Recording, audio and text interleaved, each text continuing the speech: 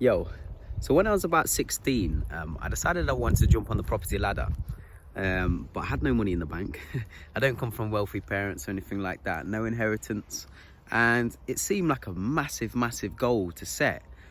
But I've always had an ambition to own something that is an asset or holds value, or something that I can invest in, that I can have for a long period of time. So it just seemed like something that I really wanted to do, to buy a house. So I didn't really know what to do. I had a couple of jobs at the time, 2 or 3 jobs actually. I was doing plumbing with my dad, I was working at festivals in the summer, I was doing some bar work, just anything I could. And I couldn't really understand how still then I could save up to buy a house, because my money management skills weren't so good at the time. I didn't really value it as much as I should be.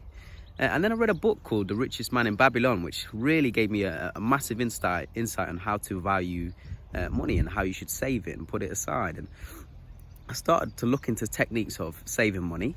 So I developed a technique called money bucketing. And what I basically did, I set up 3 sub accounts in my bank account. One of them that I was getting paid into, one of them that I was saving from, one of them that was all my outgoings are going out, like my phone contract and my rent and whatever like that.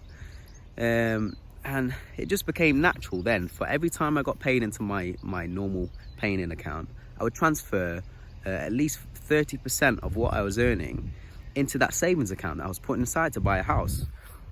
And bit by bit, little by little, I never touched that pot, but it just sort of built up until I had enough to have a deposit to put down on a house.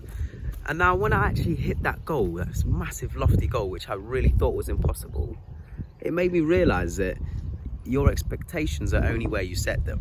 So for anyone who's thinking about jumping on the property ladder, you might be young, you might be old, you might just be at a stage where you don't think it's really that possible.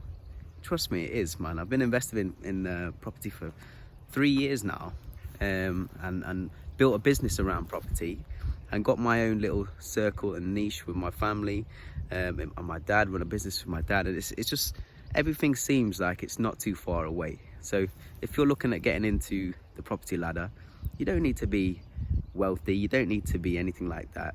You just need to learn how to manage your money better, value it, and then work out how to invest it in the way that's right for you. So yeah, it's a 3-minute video of how I bought my first house. Big up.